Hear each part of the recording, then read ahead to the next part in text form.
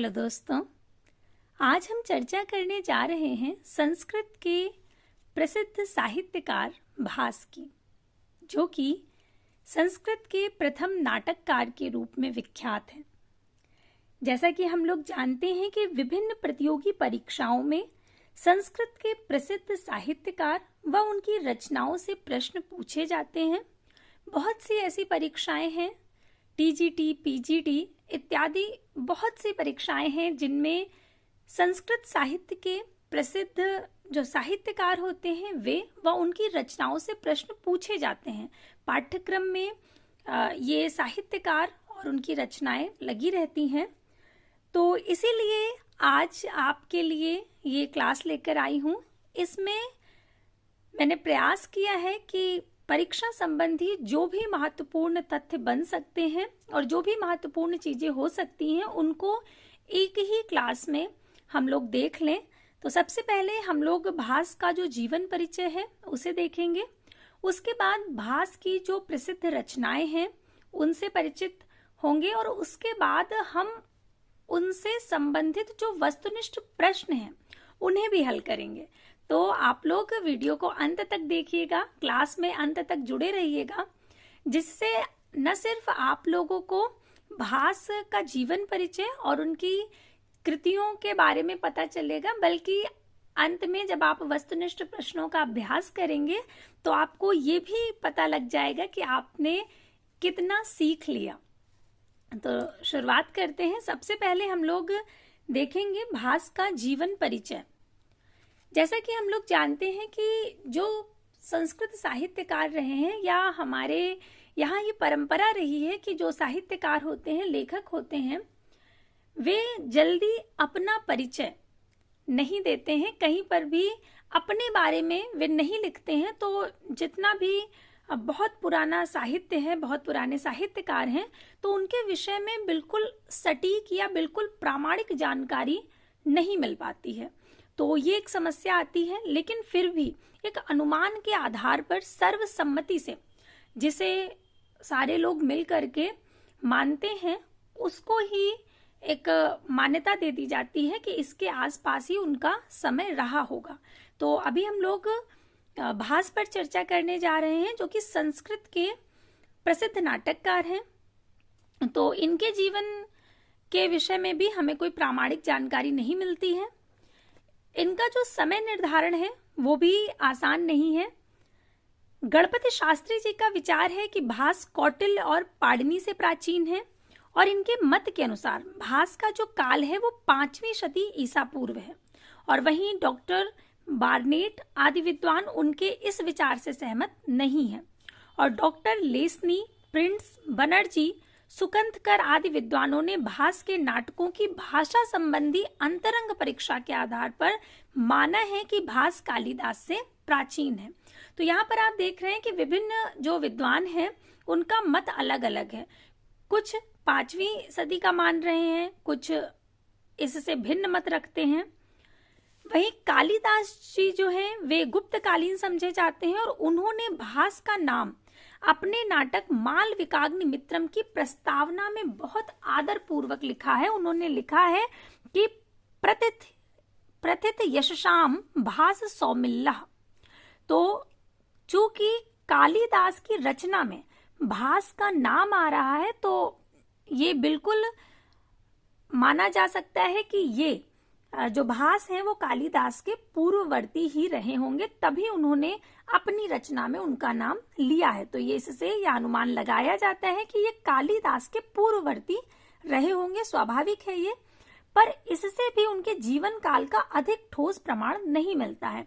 तो इससे ये तो अंदाजा लग जाता है कि ये कालिदास के पहले रहे होंगे, लेकिन कब रहे होंगे और क्या समय रहा होगा ये बिल्कुल, अगर बिल्कुल ठोस प्रमाण की बात की जाए तो बिल्कुल ठोस प्रमाण नहीं मिलता है। लेकिन ये शुरू से इसके आधार पर अनुमान लगाया जाता है। अब आगे देखते हैं। हर्षचरित की भूमिका में बाण भट्ट ने भास के नाटक गुणों का संक्षिप्त परिचय दिया है और बाण ने स्पष्ट लिखा है कि भास को अपने नाटकों से ख्याति मिली।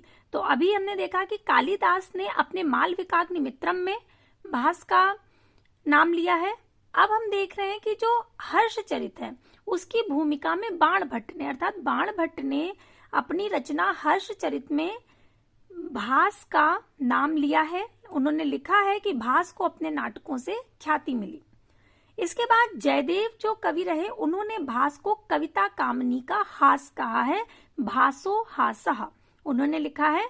तो यहाँ हमने देखा सबसे पहले ये कालिदास ने अपनी रचना मालविकाग्निमित्रम में भास का नाम लिया, हर्षचरित ने अपने बाण भट्ट में उनका उल्लेख किया, और जयदेव ने भास को कविता कामनी का हास कहा। तो यहाँ से जो भी महत्वपूर्ण तथ्य थे उन्हें आपके सामने इसलिए रखा है कि इससे आपको बिल्कुल जो भी छोटी छोटी बातें हैं, क्योंकि प्रश्न कहीं से भी पूछा जा सकता है, वो आपको सभी याद रहें। लेकिन अंततः यदि पूछा जाए कि भास का जो जीवन जो समय है, भास का जो समय निर्धारित किया जाता है वो क्या है, तो ईसा पूर्व 3री शताब्दी जो है ये भास का समय माना जाता है सर्वसम्मति से। अधिकांश विद्वानों ने उन्हें ईसा पूर्व 3री सदी का माना है। तो पहली चीज जो आपको याद रखनी है कि भास का समय, तो भास का समय क्या है, ये हमने पहले देखा कि कालिदास ने जो मत दिया, हर्षचरित ने जो मत दिया, और इन सब और भी जो विद्वानों के मत रहे हैं उन सब के आधार पर भास का समय, भास का जो समय माना जाता है वो ईसा पूर्व 3री सदी माना जाता है।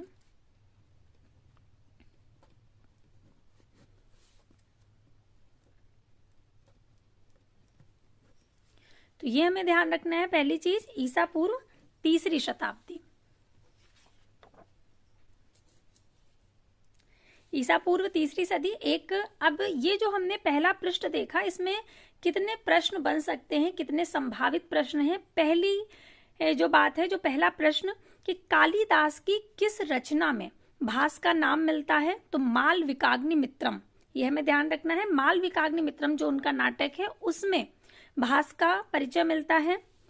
दूसरा, बाण भट्ट के हर्षचरित में, या बाण भट्ट ने अपनी किस रचना में भास का नाम लिया है, तो हर्षचरित की भूमिका में उन्होंने भास का नाम लिया है। और किसने इन्हें कविता कामिनी का हास कहा है, तो जयदेव ने।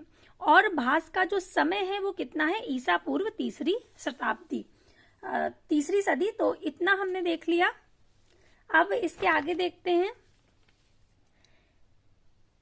कई नाटकों में भास का नाम लेखक के रूप में उल्लिखित है। अभी हमने देखा कि बहुत से नाटक हैं जिनमें भास का नाम आता है एक नाटककार के रूप में, लेकिन अभी तक उनकी जो रचनाएं थी वो एक क्रम से कहीं पर भी प्रकाशित नहीं थी। हाँ, अलग अलग विद्वानों ने अपनी रचनाओं में उनका नाम अवश्य लिया था, पर 1912 में त्रिवेंद्रम में गणपति शास्त्री ने नाटकों की लेखन शैली में समानता देखकर उन्हें भास लिखित बताया।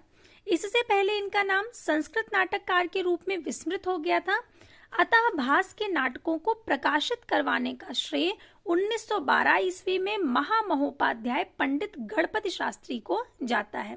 इसके पहले विभिन्न विद्वानों ने अपनी रचनाओं में भास का नाम तो लिया था, लेकिन उनकी जो रचनाएं थी वे प्रकाशित नहीं हुई थी एक क्रम से।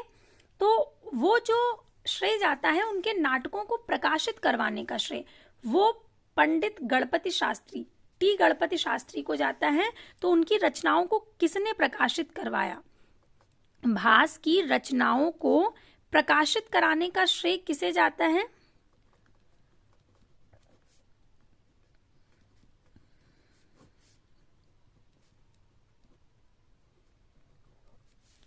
प्रकाशित कराने का श्रेय जाता है टी गणपति शास्त्री।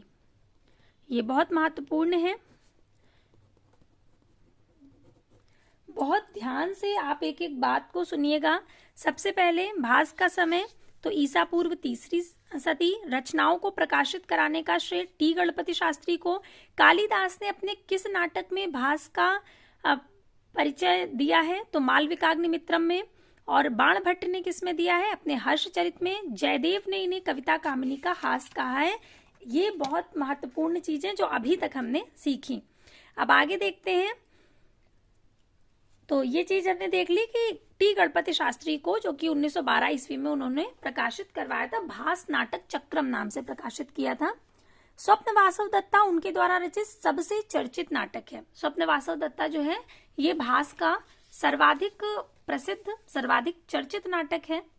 कुछ स्थलों पर जानकारी मिलती है कि भास को धावक की उपाधि प्राप्त थी, तो बिल्कुल सही है। बहुत जगह आप देखेंगे कि धावक की उपाधि से भास को जाना जाता है। तो प्रश्न इस तरह से बन सकता है कि धावक की उपाधि से किसे जाना जाता है, तो भास को।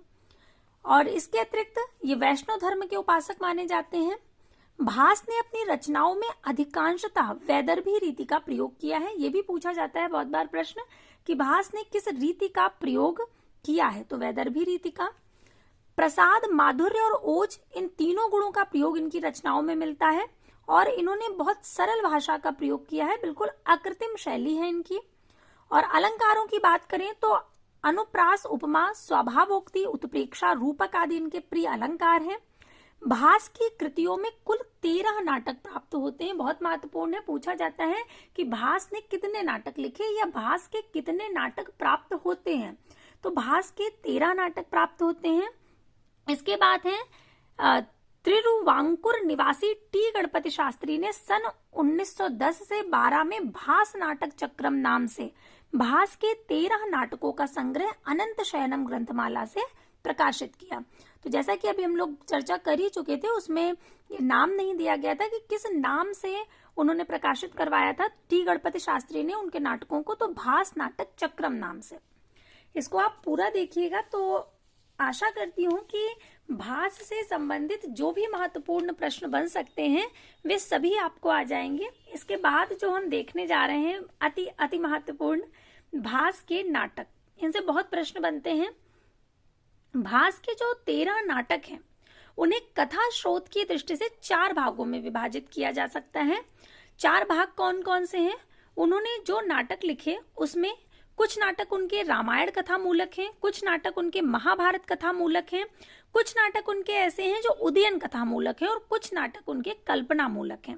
रामायण कथा मूलक अर्थात राम की कथा को आधार बनाकर लिखे गए नाटक, महाभारत कथा मूलक अर्थात महाभारत की कथा को आधार बनाकर लिखे गए नाटक, उदयन कथा मूलक अर्थात उदयन की कथा को आधार बनाकर लिखे गए नाटक, और कल्पना मूलक अर्थात इन सब से इतर कल्पना के आधार पर लिखे गए नाटक। इसमें से जो सर्वाधिक नाटक हैं वो महाभारत कथा मूलक हैं, 2 इनके रामायण कथा मूलक हैं और 2 उदयन कथा मूलक और 2 कल्पना मूलक। इनको हम याद करेंगे। सबसे पहले इनके जो रामायण कथा मूलक नाटक हैं तो वो 2 नाटक हैं, एक अभिषेक नाटक और एक प्रतिमा नाटक। तो इसको हम कैसे याद रखेंगे कि अभिषेक नाटक और प्रतिमा नाटक राम कथा मूलक नाटक हैं। बहुत आसान तरीके से हम इसे याद रख सकते हैं। इसमें आपको इतना याद रखना है कि राम की प्रतिमा का अभिषेक हुआ। राम की प्रतिमा का अभिषेक हुआ, ये पंक्ति आप याद रख लीजिए। और राम से आपको ये याद रहेगा कि ये रामायण कथा मूलक है, और प्रतिमा से प्रतिमा नाटक और अभिषेक से अभिषेक नाटक। बहुत आसान है। प्रतिमा से कौन सा नाटक हो जाएगा? प्रतिमा नाटक, और अभिषेक से अभिषेक नाटक। तो प्रतिमा नाटक और अभिषेक नाटक जो है ये इनके राम कथा मूलक नाटक हैं। बहुत आसानी से आप याद रख सकते हैं, और ये चीज तो आपको बिल्कुल याद ही रहेगी कि राम की प्रतिमा का अभिषेक हुआ भी था, तो बहुत आसानी से आप इसे याद रख सकते हैं। इस तरह से जो सबसे पहले है कि रामायण कथा मूलक, ये आपको याद हो गए कौन कौन से 2 नाटक है, प्रतिमा नाटक और अभिषेक नाटक। आशा करती हूँ कि अब आप इसे बिल्कुल भी नहीं भूलेंगे। इसके बाद है महाभारत कथा मूलक। तो महाभारत कथा मूलक नाटक याद रखना भी बहुत आसान है, क्योंकि ये जितने भी नाम हैं ये कहीं ना कहीं या तो महाभारत के किसी पात्र से जुड़े हुए हैं या उसकी किसी घटना को आधार बना करके लिखा गया नाटक है, तो घटना से संबंधित है। बहुत आसानी से याद रहेगा आपको। पहला जो नाटक है उरुभंग महाभारत कथा मूलक, तो ये उस घटना पर आधारित है जिसमें दुर्योधन की जंघा को भीष्म भंग करते हैं द्रौपदी के अपमान का बदला लेने के लिए, तो वहीं से ये शब्द लिया गया है उरुभंग। और इसके बाद है मध्यम व्यायोग। तो मध्यम व्यायोग में मध्यम पांडव कौन थे? भीम थे। भीम सभी पांडवों में मध्य के पांडव थे, तो उनकी कथा है। दूत वाक्यम, जब कृष्ण भगवान दूत बन करके जाते हैं तब की कथा है, तो दूत वाक्यम। कर्णभार, कर्ण कहाँ का पात्र है? महाभारत का पात्र है, हम सभी जानते हैं। दूत घटोत्कच, घटोत्कच कौन थे? भीम के पुत्र, तो ये भी महाभारत के पात्र हैं। पंचरात्रम, ये 5 रात्र जो है पंचरात्रम, ये तब की हैं जब दुर्योधन ये कहते हैं कि यदि 5 रात्रि में जो पांडव हैं वे मिल जाएंगे तो मैं उन्हें उनका राज्य लौटा दूंगा। उस कथा को आधार बना करके लिखा गया है। और बाल चरित में कृष्ण भगवान की लीला का वर्णन है, बचपन से लेकर के और आगे तक की जो कथा है वो सारी आती है। तो आपने देखा कि ये सब कहीं ना कहीं महाभारत के नाम, महाभारत के जो पात्र हैं उनके नाम या महाभारत की किसी घटना को आधार बना करके लिखे गए हैं, इसलिए शीर्षक भी उनसे बिल्कुल मिलते जुलते हैं। तो आप तुरंत पहचान जाएंगे। उरुभंग, मध्यम व्यायोग, दूत वाक्यम, कर्णभार, दूत घटोत्कच, पंचरात्रम और बालचरित, ये सब किसके नाटक हैं? ये सब भास के महाभारत कथा मूलक नाटक हैं। उसके बाद है उदयन कथा मूलक नाटक। तो उदयन कथा मूलक नाटक जो है वो प्रतिज्ञा योगंधरायण और स्वप्न वासव दत्तम है। तो इसे आप कैसे याद रखेंगे? बहुत आसानी से याद रख सकते हैं कि उदयन ने वासव दत्ता से प्रतिज्ञा ली। उदयन ने वासव दत्ता से प्रतिज्ञा ली, ये पंक्ति आप याद रखेंगे। तो उदयन कथा मूलक नाटक कौन कौन से हो गए? स्वप्न वासव दत्तम और प्रतिज्ञा योगंधरायण। अब इसके बाद जो 2 अतिरिक्त बचते हैं, अविमारक और दरिद्र चारुदत्तम, ये कल्पना मूलक है। तो इस तरह से भास के 13 नाटकों को हमने बहुत आसानी से याद कर लिया है और आशा करती हूँ कि आप लोगों को याद हो भी गए होंगे। अब हम आगे बढ़ते हैं और ये जो 13 नाटक हैं इनका संक्षिप्त परिचय देख लेंगे। संक्षिप्त परिचय यदि आप देखेंगे तो उससे आपको न सिर्फ नाटक और अच्छे से याद हो जाएंगे बल्कि बहुत बार प्रश्न भी पूछ लेते हैं, तो वो भी आपके तैयार हो जाएंगे। मेरा ये पूरा प्रयास रहा है कि कोई भी प्रश्न जो बन सकता है वो बिल्कुल भी छूटे ना, आपका भास से संबंधित कोई भी तथ्य रह ना जाए जो आपसे प्रश्न में पूछा जाए या परीक्षा में पूछा जाए। तो इसलिए हम संक्षिप्त रूप से जो ये नाटक हैं उनके विषय में भी जान लेंगे, क्योंकि बहुत बार प्रश्न आ जाता है कि किस नाटक में कितने अंक हैं या ये किस प्रकार का नाटक है। तो सबसे पहले अभिषेक नाटक जो है, इसमें कितने अंक हैं? तो इसमें 6 अंक हैं और इसमें किष्किंधा कांड से लेकर के लंका कांड तक की जो संपूर्ण कथा है उसका संक्षिप्त वर्णन है और अंत में रावण वध के पश्चात राम के राज्याभिषेक का वर्णन मिलता है। उसके बाद प्रतिमा नाटक है, ये राम के जीवन पर आधारित है और ये 7 अंकों का नाटक है।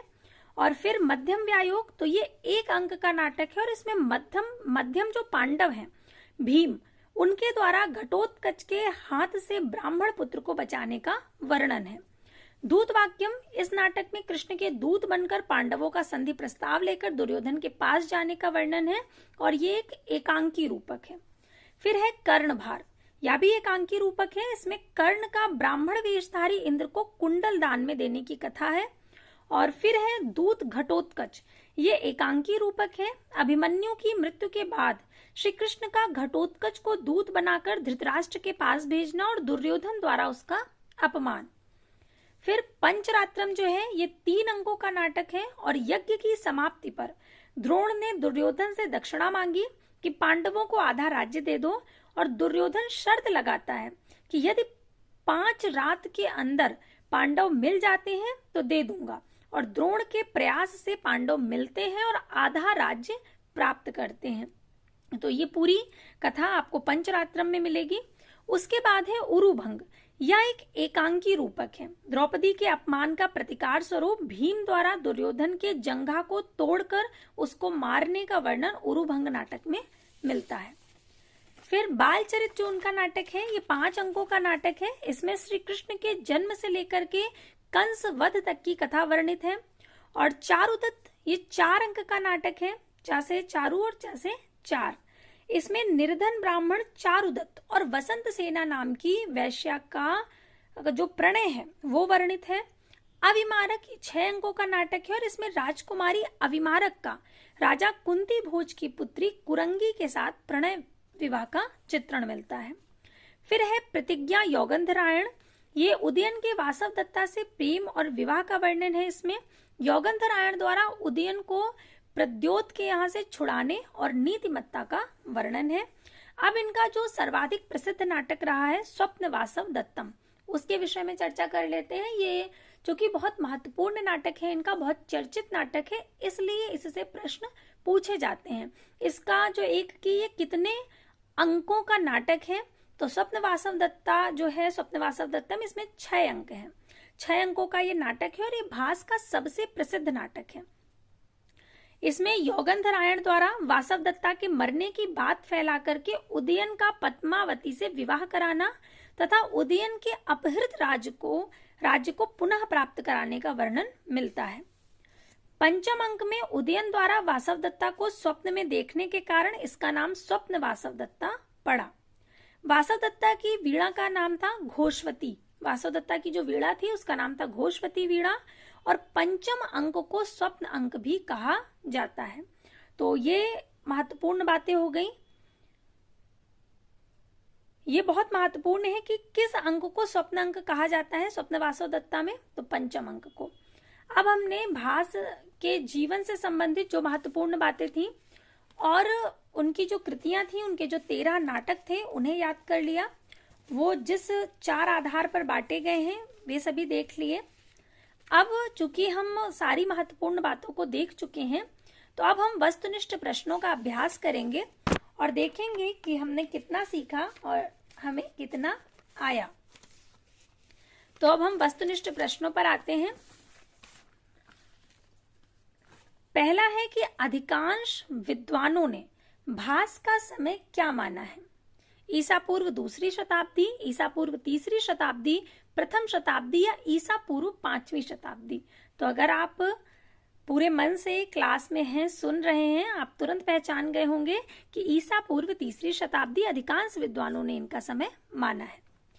अगला है भास किस साहित्य के प्रसिद्ध नाटककार हैं? संस्कृत साहित्य के, हिंदी साहित्य के, बंगला साहित्य के या उर्दू साहित्य के? तो जो भास है ये संस्कृत साहित्य के प्रसिद्ध नाटक हैं। विकल्प ए बिल्कुल सही होगा। फिर प्रश्न है कि भास द्वारा रचित नाटकों की संख्या कितनी है? 13, 11, 12 या 10? तो भास ने 13 नाटक लिखे। विकल्प ए सही होगा। फिर है किस कवि ने भास को कविता कामनी का हास कहा है? किस कवि ने भास को कविता कामनी का हास कहा है? जयदेव ने कहा है। विकल्प जो तीसरा है वो बिल्कुल सही होगा। अन्य विकल्प कालिदास, भारवी और इनमें से कोई नहीं। फिर है कि भास के नाटकों को प्रकाशित कराने का श्रेय किसे जाता है? जयदेव को, भारवी को, टी गणपति शास्त्री को या इनमें से कोई नहीं? तो टी गणपति शास्त्री ने भास नाटक चक्रम नाम से भास के 13 नाटकों को प्रकाशित करवाया था।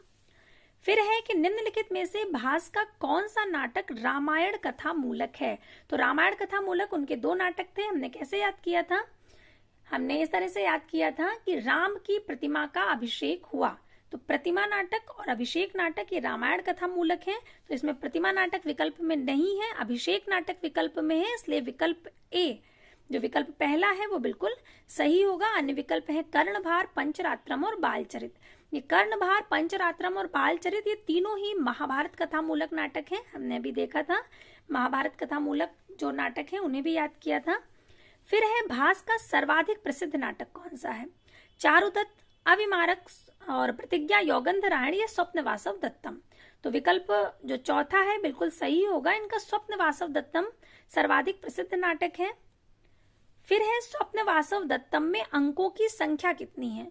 6, 5, 3 या 7? तो जो स्वप्न वासव दत्तम है उसमें अंकों की संख्या 6 है। विकल्प ए सही होगा। फिर है भास का कौन सा नाटक राम के जीवन पर आधारित है?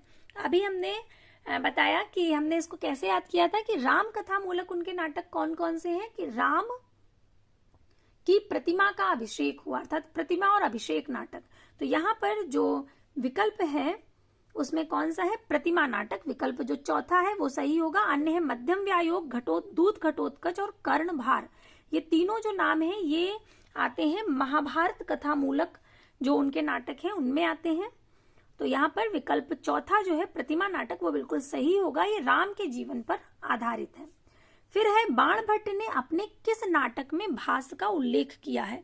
जैसा कि हम लोगों ने शुरुआत में ही देखा था कि विभिन्न विद्वानों ने, विभिन्न लेखकों ने अपने उनकी जो कृतियां हैं उनमें भास का वर्णन किया है, जिसमें से कालिदास ने अपने मालविकाग्निमित्रम में किया है और बाणभट्ट ने किसमें किया है।